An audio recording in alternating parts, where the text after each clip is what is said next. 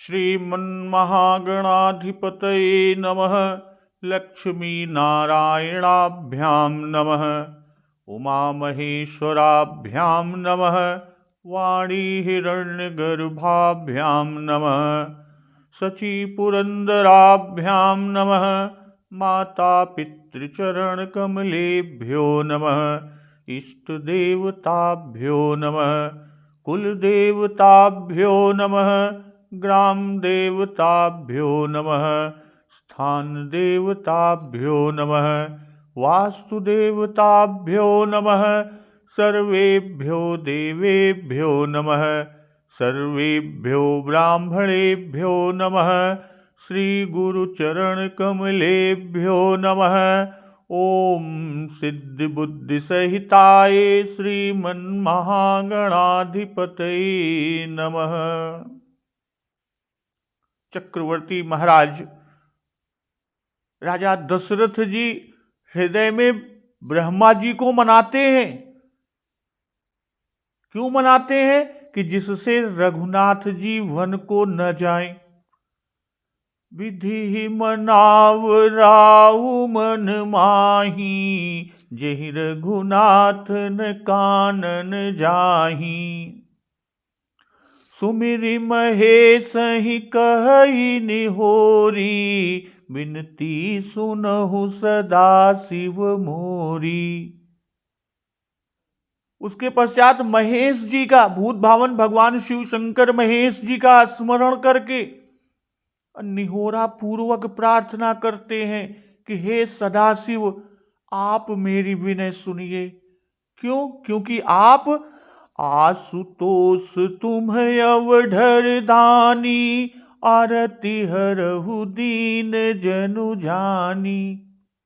आप शीघ्र प्रसन्न होने वाले हैं, अवधर दानी है। मुझे दीन जन जानकर मेरे दुख को दूर कीजिए। भाई विधि को मनाते हैं। भाई वनवास ब्रह्मा जी ही देने वाले हैं और ब्रह्मा जी का ही किया हुआ है। सब प्रकार का संयोग ब्रह्मा जी के हाथ में है कि जो जगदीश इन्हीं बन दीन्हा।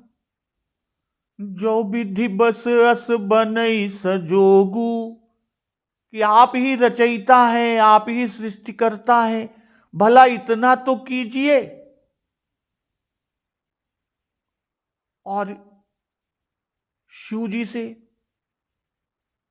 कि आप महान ईश हैं, महान कार्य कर सकते हैं, यह भी बड़ा काम है, हमारा दुख बहुत बड़ा है, बहुत भारी है। और कहते हैं सदा शिव, अर्थात आप सदैव कल्याण स्वरूप हैं। हमारा यह बड़ा कार्य करके हमारा कल्याण आप अवश्य कर सकते हैं। आशुतोष तुम अवधर दानी। आशु यानी शीघ्र, अर्थात आप शीघ्र संतुष्ट होने वाले हैं।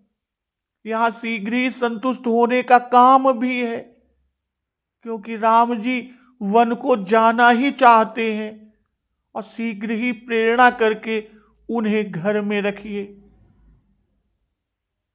इस तरह तुम प्रेरक सबके हृदय, सोमति राम ही देव। बचनु मोर तज रहि घर, परिहरि सीलु सनेहु।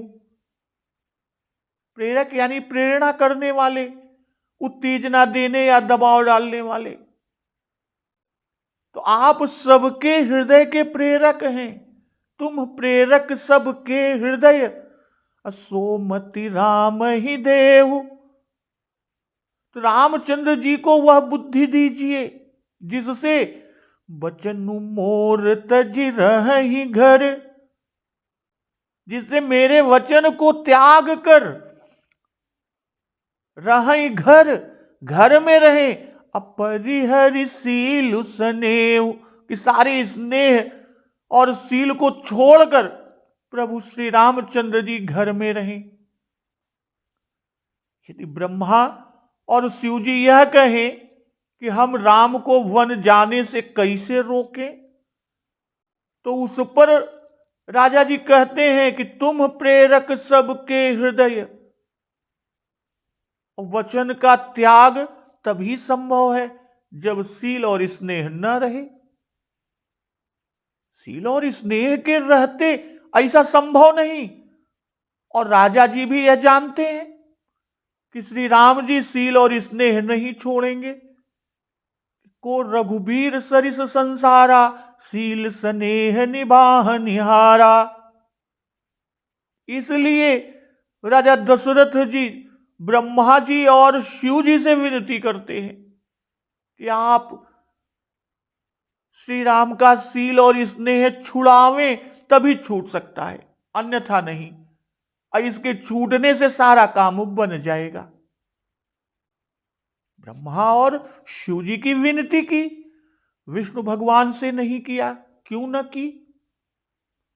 क्योंकि राजा जी जानते हैं कि राम तो चराचर नायक हैं और जिस कल्प में क्षीर सागर या वैकुंठ से अवतार होता है, उस कल्प के दशरथ जी जानते हैं कि राम जी विष्णु भगवान ही हैं। इससे प्रार्थना करना व्यर्थ ही है।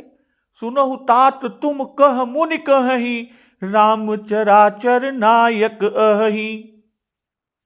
शिव जी सांसारिक सुख के देने वाले हैं।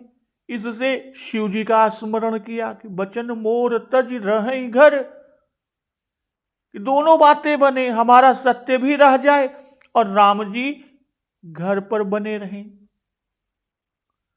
अजसु हो जग सुजसु नसाऊ, नरक परऊ बरु सुरपुर जाऊ। संसार में अपयश भले ही हो, मेरा सुंदर यश कीर्ति भले ही नष्ट हो जाए, मैं नरक में भले ही पड़ूं, स्वर्ग भले ही हाथ से चला जाए, सब दुख दुसह सहावहु मोही, लोचन ओट राम जनि होही। सभी दुसह यानी न सहने योग्य जो दुख हैं, मुझसे सहन करा लीजिए, मुझे भोगने दीजिए, पर श्री रामचंद्र जी मेरे नेत्रों की ओट न हो। पहले प्रार्थना यह किया कि ऐसा कीजिए कि मेरा सत्य न जाए और राम जी वन भी न जाए। और अब कह रहे हैं कि दोनों ना हो सके तो न सही, राम घर में रहें तो मैं सत्य भी छोड़ दूं, जिसके द्वारा मेरी बनी बनाई कीर्ति और बना बनाया स्वर्ग सब नष्ट हो जाएंगे, मेरी अपकीर्ति होगी, मैं नरक में पड़ूंगा। पर यह सब मुझे मंजूर है, स्वीकार है, किंतु राम जी का वियोग स्वीकार नहीं है। यहां दशरथ महाराज का मुख्य सिद्धांत क्या है कि नरक सरग अपबरग समाना, जह तह देख धरे धनुबाना। ये इनका सिद्धांत है दशरथ जी का कि नरक सरग अपबरग समाना, जह तह देख धरे धनुबाना। और यहां कहते हैं अजसु, अजसु हो जग सुजसु नसाऊ। अपयश मंजूर कर लिए, इसी से नरक में पड़ना कह रहे, क्योंकि अपयश से नरक होता है। सुयश नष्ट होना कहा, इसी से सुरपुर का जाना कहा।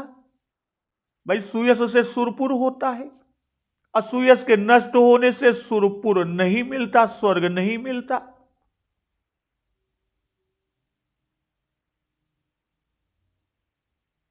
जैसा उल्लेख है कि यावत कीर्तिर मनुष्यस्य पुण्यालोकेषु गीयते, तावद वर्ष सहस्त्राणि स्वर्ग लोके महीयते। अर्थात इस लोक में मनुष्य की कीर्ति का गान जितने वर्ष होता है, उतने हजार वर्ष वह मनुष्य स्वर्ग लोक में निवास करता है। और कैकेयी ने कहा था कि पितहि बुझाई कहु बल सोई, चौथे पन जेहि अजसु न होई। तो इस पर राजा के ये वचन कि अजस हो, कि अपयश हो, सुयश नष्ट हो,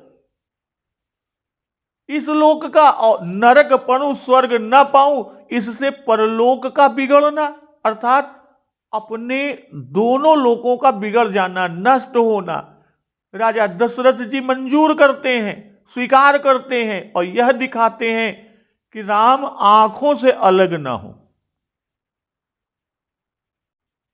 राम जी का नेत्रों से ओझल होना राजा दशरथ जी को स्वीकार नहीं है। श्री राम। सब दुख दुसह सहावहु मोही, लोचन ओट राम जनि होही। दिखा रहे हैं कि राम का विरह रूपी दुख सब दुखों से अधिक है। कि मांगू माथ अब ही देऊं तो ही, राम बिरह जनि मारसि मोही। और यहां कहते हैं कि सब दुख दुसह सहावहु मोही। दुसह दुख कि हमारे बड़े बड़े पाप हैं, बहुत भारी पाप है और इसी से श्री राम जी बिछुड़ रहे हैं। भारी पाप का फल भारी दुख होना ही चाहिए, इसलिए अपने भारी पाप के प्रायश्चित के लिए दुसह दुख मांग रहे हैं। और एक दो नहीं, बल्कि जितने भी दुसह दुख हैं उन सभी को सहने के लिए तैयार हैं। दुख दुसह सहावहु मोही। शिव जी से यह प्रार्थना करने का क्या आशय है, क्या तात्पर्य? कि जो राम जी का मन हो जाए तो मैं सत्य भी त्याग दूं, नहीं तो वे तो धर्म धुरीण हैं ही, मेरे सत्य छोड़ने पर भी वे चले जाएंगे, तब तो एक भी बात न होगी। सत्य भी गया और राम जी भी चले गए, इसलिए आप प्रेरणा करें। राजा नरकालय में वास चाहते हैं, नरक के घर में, तो अपना वचन कहां पाला और रामचंद्र जी को घर में ही रहने को कहते हैं। इसलिए यह बिल्कुल साफ है कि वात्सल्य रस वश राजा सुकृत का त्याग कर रहे हैं। असमन गुनई राउ नहीं बोला, पीपर पात सरिस मनु ढोला। राजा मन में इस प्रकार विचार कर रहे, बोले नहीं, और राजा जी का मन पीपल के पत्ते के समान डोल रहा है। पीपर पात सरिस मन डोला। रघुपति पित ही प्रेम बस जानी, पुनि कछु कही है मातु अनुमानी। श्री रघुनाथ जी ने पिता को प्रेम के वश जानकर और यह भी अनुमान किया कि माता कैकेयी फिर कुछ कहेंगी और जिससे पिता को विशेष दुख होगा। देश काल अवसर अनुसारी, बोले बचन विनीत विचारी।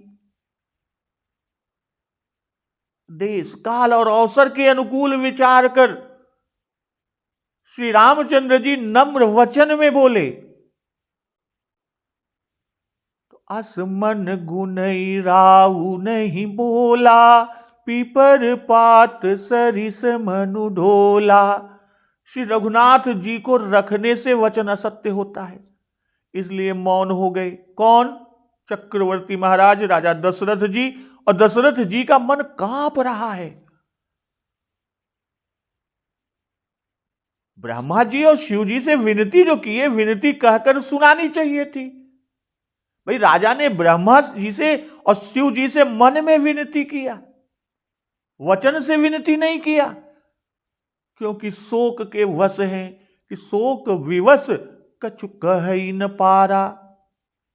राजा शोक और प्रेम में मग्न है, ऐसे विह्वल है कि बोल नहीं सकते, कि कुछ राम जी से कहें, मन में विचार करते हैं, विनय करते हैं कि किसी प्रकार से राम जी वन को न जाएं। और इसी विचार में चक्रवर्ती महाराज राजा दशरथ जी डूबे हुए हैं। बोलने का तो समय नहीं, कोई अवकाश ही नहीं मिला, और न उसकी सुध ही है। अब पीपर पात सरिस मन डोला, अर्थात स्थिर नहीं होता। भाई विधि को मनाया, ब्रह्मा जी को, शिव जी की विनती किया, फिर भी मन में विश्वास नहीं हुआ कि राम जी घर में रहेंगे। तो यहां पीपर पात, इसके भाव को विद्वत टीकाकार और पूज्य संत जनों का जो भाव है, विचार, संकल्पों से मन चंचल हो गया, या सत्य छोड़ रघुनाथ को घर में रखने की ओर मन डोला। एक भाव कि शुद्ध धर्म, सत्य या शुद्ध भक्ति, दोनों में से एक पर भी मन स्थिर नहीं होता। कहने का भाव कि शुद्ध सत्य ग्रहण करें तो स्त्री पुत्र आदि कुछ नहीं है। जैसे राजा हरिश्चंद्र जी ने सत्य के लिए स्त्री और पुत्र और सर्वस्व का त्याग किया, और यदि शुद्ध भक्ति ग्रहण करें तो हर भक्ति में जो भी धर्म बाधक हो उनको अधर्म जानकर त्याग देना चाहिए। और यहां राजा जी का मन पीपल के पत्ते की तरह आगा पीछा कर रहा है। कभी धर्म में जाते हैं तो कभी स्नेह में जाते हैं। जब धर्म की ओर जाते हैं तब चुप लगाकर शिव जी पर ले जाते हैं कि हम अपने मुंह से ना कहें, और जब स्नेह में जाते हैं तब कहते हैं कि श्री राम जी वन को न जाएं। जैसे पीपल का पत्ता शीघ्रता से आगे पीछे डोलता है, उसी तरह राजा का मन आगा पीछा कर रहा है। पीपल के पत्ते की डंडी व उसकी डाढ़ी लंबी, निर्बल और हल्की होती है। पत्ता सिरे पर भारी होता है, इस कारण थोड़ी सी ही वायु बहने पर वह ऊपर से नीचे तक सभी पत्ते हिलने लगते हैं। कभी कभी बिना वायु के भी हिलता रहता है। तो यह गुण और किसी वृक्ष में नहीं है। जैसा कहा गया है कि पीपर के पान हाथी के कान, पंडित की जबान डोलते ही रहें। वैसे ही राजा का धर्म संयुक्त मन गरिष्ठ है, और रामचंद्र जी के घर रहने का संकल्प निर्बल है, इसलिए पराधीन होने के कारण अधिक कांपता है। जब कोई बात मन में स्थिर होती है तब बोली जाती है, और यहां कोई बात स्थिर होती ही नहीं तो कहें क्या राजा जी। भाई मन में विचार कर रहे हैं, बोलते नहीं। मन की यह गति है कि वह पीपल का पत्ता हो रहा है, पीपल के पत्ते के समान डोल रहा है। अब पीपल का नाम ही चल दल है। पीपल के पत्ते सदा चलायमान रहते हैं, एक स्थिति पर आते ही नहीं। इसी भांति महाराज का मन अति विकलता के कारण कहीं ठहरता ही नहीं। पहले यह सोचा कि ब्रह्मदेव विमुख हो गए हैं, तभी कैकेयी सी विश्वास पात्र रानी विमुख हो गई। भय विधि विमुख विमुख सब कोई, इसलिए रूठे हुए विधि को मनाना चाहिए जिससे राम जी वन न जाए। फिर वहां से भी मन हट गया कि ब्रह्मा जी न सुनेंगे। मैं तो उनसे मनाता ही रहा कि सवेरा ना हो कि विधि मनाव भोर जनि होई। मैं तो मनाता ही रहा, पर सवेरा हो ही गया। यह विधि है, विधान से काम करते हैं, इसलिए वहां से भी मन हट गया। विष्णु की भी यही गति कि कुपथ मांग रुज व्याकुल रोगी, वैद न देई सुनहु मुनि जोगी। अब एक शिव शंकर भूत भावन तो भूत भावन शिव शंकर जी औढ़रदानी है भाई, वृकासुर को भी वर दिया। यानी भूत भावन शिव शंकर जी बिना सोचे विचारे वर दे देते हैं, वो बड़े दयालु हैं। औढ़र दान द्रवत सुठ थोरे, सकत न देख दीन कर जोरे। इसलिए भूत भावन भगवान शिव शंकर जी सुन लेवेंगे, इसलिए उनकी विनती करने लगे कि तुम प्रेरक सबके हृदय, सोमति राम ही देव, बचन मोर तज रहि गृह, परिहर सील सनेहु। किंतु यहां पर भी मन न ठहरा। राजा जी सोचने लगे कि शंकर जी कहेंगे कि राम जी की बुद्धि को वचन छोड़ने के लिए हम क्यों पलटे, तुम्हारी बुद्धि को ही पलट दे कि तुम वचन छोड़ने में समर्थ हो जाओ। तब कहते हैं चक्रवर्ती महाराज दशरथ जी कि अजसु हो जग सुजसु नसाऊ। तो इस भांति मन की दशा राजा दशरथ जी की पीपल के पत्ते सी हो गई, अर्थात स्थिरता नहीं। अब इधर रघुपति पितहि प्रेम बस जानी, पुण्य कछु कही मातु अनुमानी। राम जी देख रहे हैं कि पिता हम पर प्रेम करते हैं और कैकेयी जी को यह अच्छा नहीं लगता। राम तो बन जाने को तैयार है और ये प्रेम बस जाने नहीं देते। पुण्य कछु कही, अर्थात क्रोध से कैकेयी फिर कुछ कटु वचन कहना ही चाहती है। इसलिए प्रभु श्री रामचंद्र जी बोले कि जिससे वो कैकेयी कुछ कहने न पावे। फिर भी आगे कहा ही कैकेयी ने कि नृपहि प्राण प्रिय तुम रघुबीरा, सील स्नेह न छाड़ी भीरा, सुकृत सुजस पर लोक न साऊ, तुम ही जान बन कही न काऊ, अस विचार सोई करहु जो भावा, राम जननी सिख सुनि सुख पावा। यही कटुवचन जो राजा को बाण से लगे कि भूप ही बचन बाण सम लागे, करहि न प्राण पयान भागे। देश काल अवसर अनुसारी, बोले बचन विनीत विचारी। देश यह कि इस समय कोप भवन शोकागार में है, इसलिए बिना आज्ञा के अपने से कहने लगे, स्वयं कहे लगे। अकाल कि पिताजी इस समय बहुत कष्ट में हैं, वर दे चुके हैं और उनके अनुसार शीघ्र ही वन को चला जाना चाहिए।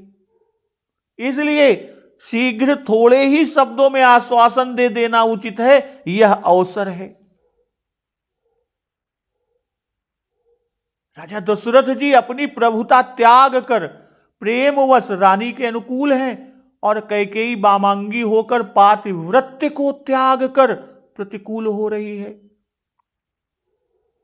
अयोध्या देश में यह विषम काल आ गया है और यह जानकर समय के योग नम्र वचन प्रभु बोले कि तात कहूं कछु करऊं ढिठाई, अनुचित क्षमब जान लरिकाई। हे तात, मैं कुछ कहता हूं यानी अब कुछ ढिठाई करता हूं, इस अनुचित को मेरा लड़कपन समझकर मुझे क्षमा कीजिएगा।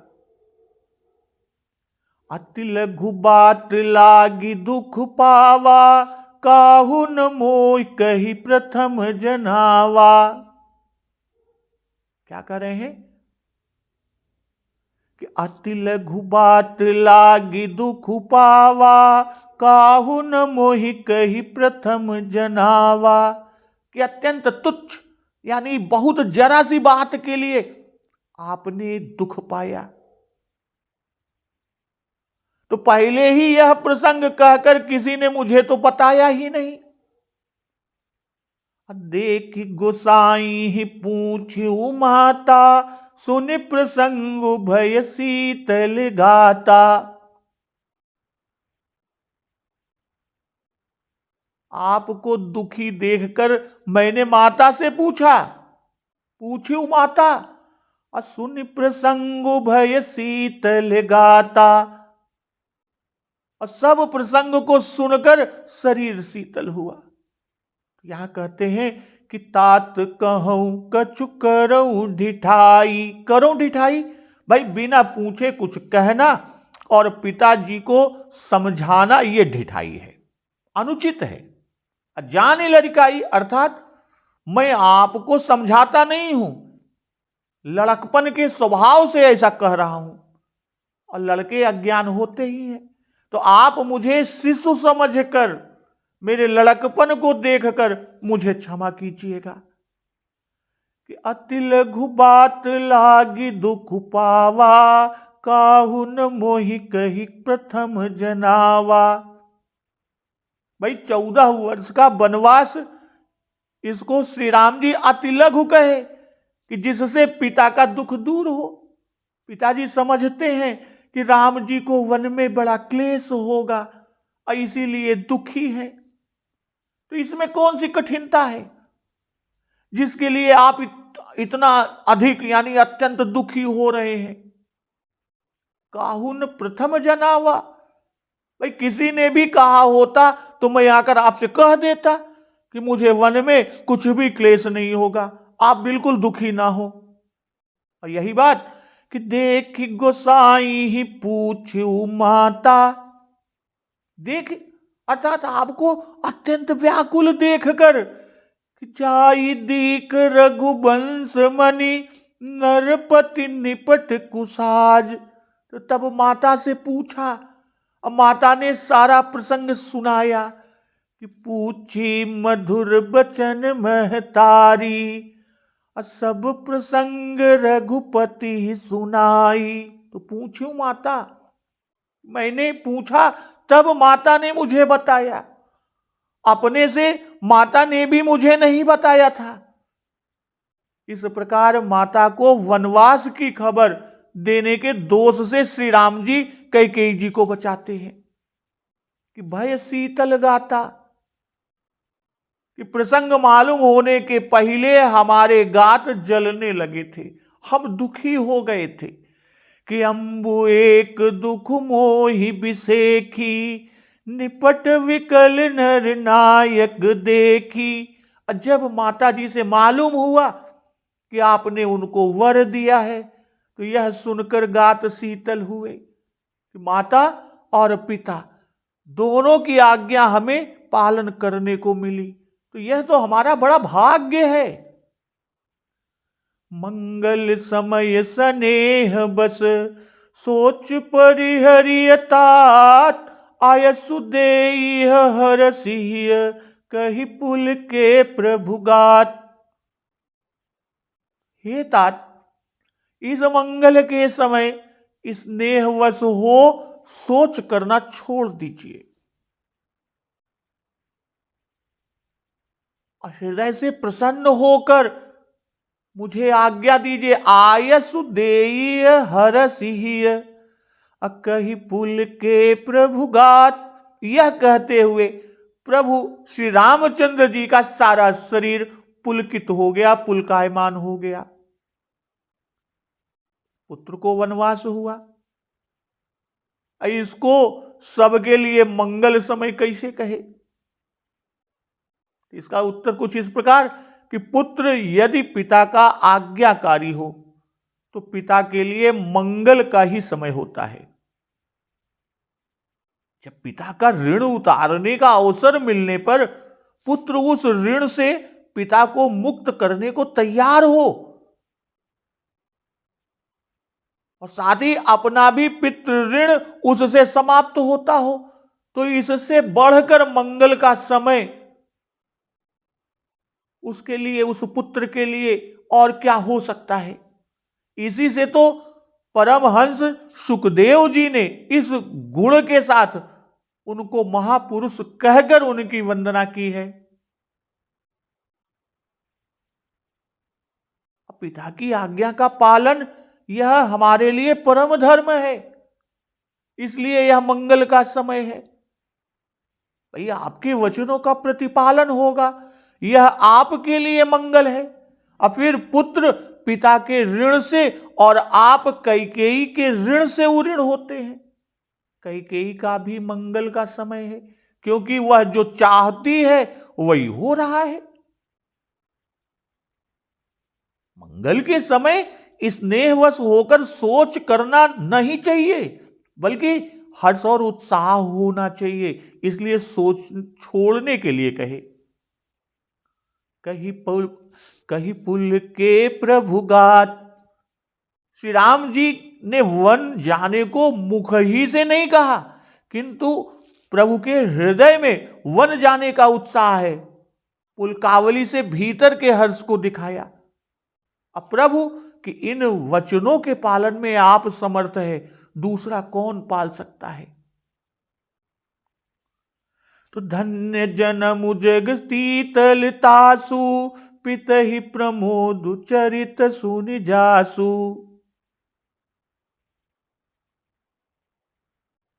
अब यहां पर पृथ्वी तल पर उसी का जन्म धन्य है, जिसके चरित सुनकर पिता को अतीव आनंद हो।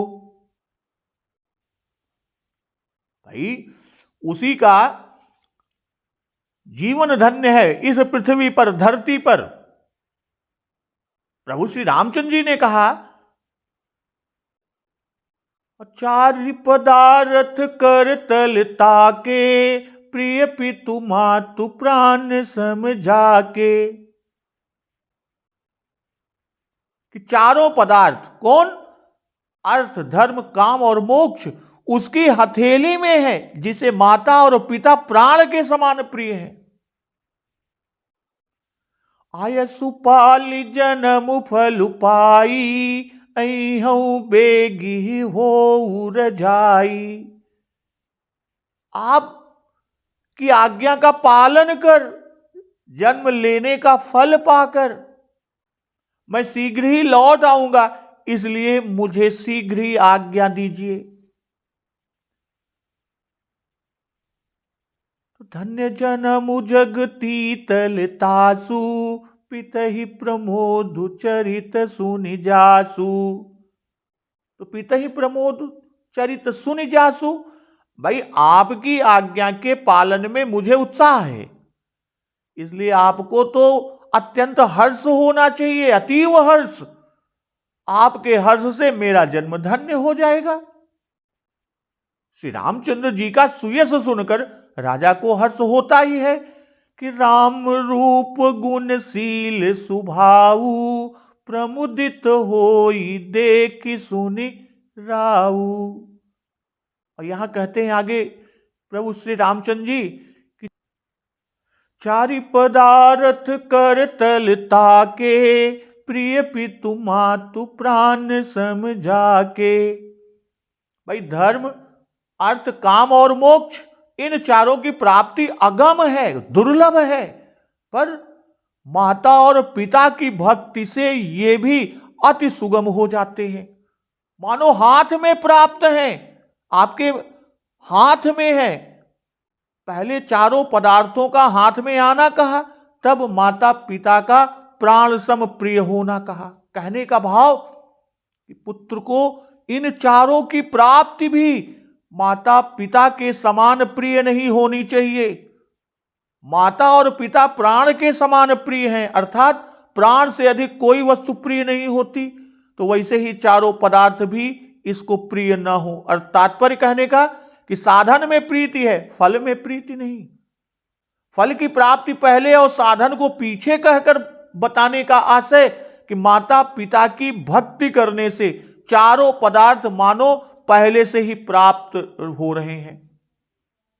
प्रभु आचरण द्वारा संसार के पुत्रों को बाबा गोस्वामी तुलसीदास जी ये उपदेश दे रहे हैं।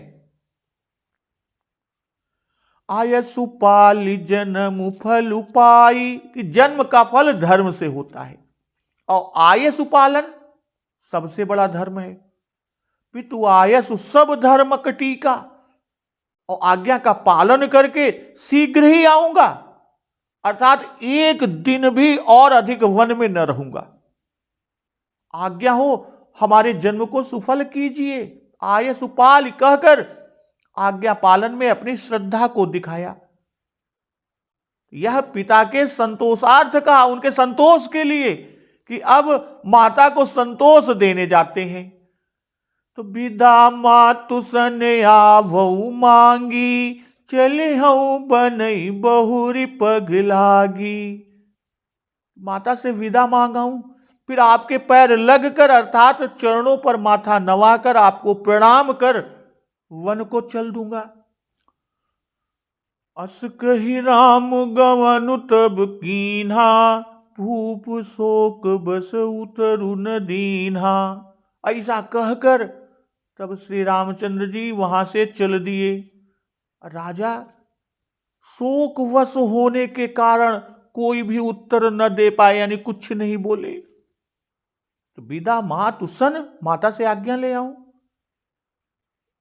इससे यह दिखा रहे हैं कि निश्चय है कि वे वन जाने की आज्ञा दे देंगी। कौन? माता जी। माता को अलौकिक ज्ञान है। मातु विवेक अलौकिक तोरे, कबहु न मिटी अनुग्रह मोरे। अब बहुरी पग लागी, चली हूं बनहि बहुरी पग लागी। बहुरी क्योंकि एक बार प्रणाम कर चुके हैं। चरण परत नृप राम निहारे। और फिर कहने का भाव कि राम जी ने पिता से 2 बार आज्ञा मांगी कि आय सुदेह हरसिह, कही पुल के प्रभुगात। और फिर दोबारा आई हूं बेगी हो रजाई। भाई पिता ने आज्ञा नहीं दी, इसी से फिर आने को कहते हैं। कैकेयी के संतोष के लिए कैकेयी के सामने ही तपस्वी वेश धर कर चलेंगे,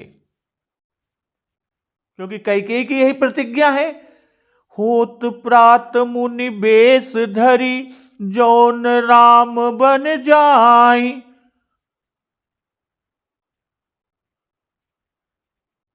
अब यहां पर कि आय सुपाली जन्म फल पाई, अहूं बेगी हो रजाई। पिता मातु सन आवऊ मांगी, चली हूं बनहि बहुर पग लागी। भाई जो पुत्र पिता के जीवन में उनके वाक्य का पालन करे, उनके कहने का के अनुसार कार्य करे, मरने पर मरण तिथि पर भोजन करावे, गया में पिंडदान करे, वही पुत्र है। जीविते वाक्य करणाच, क्षयाहे भूरि भोजनात्, गयायाम पिंडदानश्च त्रिभि पुत्रस्य पुत्रता। भाई यावत जीवन पिता के वचन उनके कहने के अनुसार मानने में पुत्र की पुत्रता है।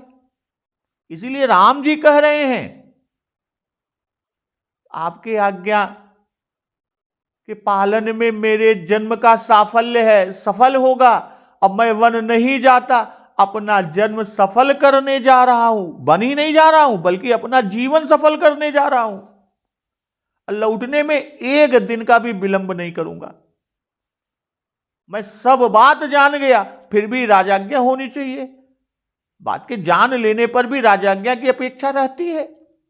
अब महाराज की ओर से कोई उत्तर ना पाकर राम जी कह रहे हैं कि विदा मातु सन आवऊ मांगी, कि मैं मां से विदा मांग कर आता हूं। कहने का भाव कि माता का स्नेह बच्चों पर अधिक होता है, इसलिए यदि मैं माता से आज्ञा ले आऊं तब तो आपको आज्ञा देने में संकोच नहीं होना चाहिए। इसलिए माता से आज्ञा लेकर फिर प्रणाम करने के लिए यहां आऊंगा, उसके बाद वन को जाऊंगा। किंतु विश्वामित्र जी के साथ जाने में ऐसा नहीं किया। उस समय जननी भवन गए प्रभु, चले नाई पद शीस। क्योंकि उस समय महाराज ने आज्ञा दे दी थी कि सौपे भूप ऋषि सुत, बहुविधि देई असीस। इस बार महाराज जी ये तो अत्यंत शोकाकुल है, बोलने में भी असमर्थ है, इसलिए शोक के वेग के रोकने के लिए समय दे रहे हैं और उसके वेग को कम करने के लिए पहले ही माता की आज्ञा प्राप्त करने जा रहे हैं। अस कहि राम गवनु तब कीन्हा, भूप शोक बस उतरु न दीन्हा।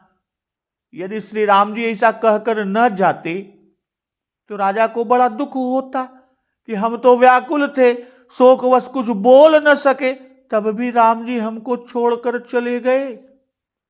और ऐसा समझने से अधिक शोक होता और वे राजा महाराज दशरथ जी तुरंत ही मर जाते।